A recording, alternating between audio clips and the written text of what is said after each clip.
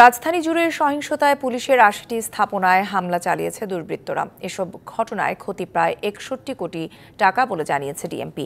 হামলার ঘটনায় ১৫৪ মামলায় গ্রেপ্তার করা হয়েছে ১৭০০-রও বেশি আসামিকে। এদিকে সেতু ভবনে আগুনের ঘটনায় সরাসরি জড়িত ২ জনকে গ্রেপ্তার করেছে গোয়েন্দা পুলিশ। শিক্ষার্থীদের কোটা সংস্কার আন্দোলন এক পর্যায়ে সহিংসতায় রূপ নিলে বেছে বেছে হামলা করা হয় সরকারি বিভিন্ন স্থাপনায়। তাদের অন্যতম টার্গেটে পরিণত হয় আইনশৃঙ্খলা বাহিনী। ভাঙচুর ও পুড়িয়ে দেয়া হয় ট্রাফিক পুলিশ বক্স ও পুলিশ ফাঁড়ি।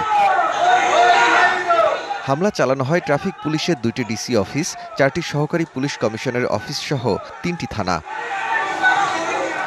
ডিএমপি বলছে হামলাকারীদের টার্গেট ছিল পুলিশ ও সংস্থাটির স্থাপনা। ঘটেছে অস্ত্র ছিনিয়ে নেয়ার ঘটনাও। হামলার ঘটনায় গ্রেপ্তার করা হয়েছে বিএনপি জামায়াতের বহু নেতাকর্মীকে। মামলা রুজু হয়েছে অসংখ্য। আমরা এখন ভিডিও বিশ্লেষণ করছি, তথ্য সংগ্রহ করছি, ওপেন সোর্স থেকে আমরা সেগুলো বিশ্লেষণ করছি এবং কারা কারা এই সকল ঘটনার মাস্টার মাইন্ড, এই মাস্টার মাইন্ডদেরকে গ্রেপ্তার করার জন্য আমাদের যে চিরুনি অভিযান সেটি চলমান রয়েছে এবং চলমান থাকবে। ডিএমপি জানিয়েছে সহিংসতায় অন্তত ৩ পুলিশ সদস্য নিহত হয়েছেন। পুলিশের ইউনিফর্মের গায়ে আঘাত মানে আমার সম্মানিত আইজিপি স্যারের গায়ে আঘাত, আমার সম্মানিত পুলিশ কমিশনার স্যারের গায়ে আঘাত। কাজে এই আঘাত যারা করেছে তাদের একজনকেও স্পেয়ার করা হবে না, যেখানেই থাকুক না কেন, এটা যে স্তরের নেতাই হোক না কেন। এদিকে সেতু ভবনে আগুন দেওয়ার ঘটনায় ফুটেজ দেখে বেশ কয়েকজনকে চিহ্নিত করেছে গোয়েন্দা পুলিশ।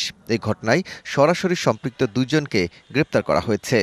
সিসিটিভি এবং আমরা বিভিন্ন ডাটা অ্যানালাইসিস করি, আমরা সেখান থেকে যারা সরাসরি জড়িত আমরা সেই ২ জনকে গ্রেপ্তার করেছি এবং তারা ২ জন কিভাবে তারা আগুনটা লাগিয়েছে তারা নিজেরাও স্বীকার করেছে এবং তারা অন্যান্যদের নামও বলেছে।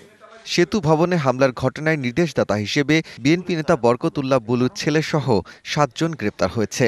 স্বীকারের প্রেক্ষিতে আমরা বিএনপিরও এবং জামাতের কিছু নেতৃবৃন্দকে আজকে আমরা সেই ঘটনায় সেতু ভবনের ঘটনায় গ্রেপ্তার করেছি। Daud Khan, DBC news, Dhaka.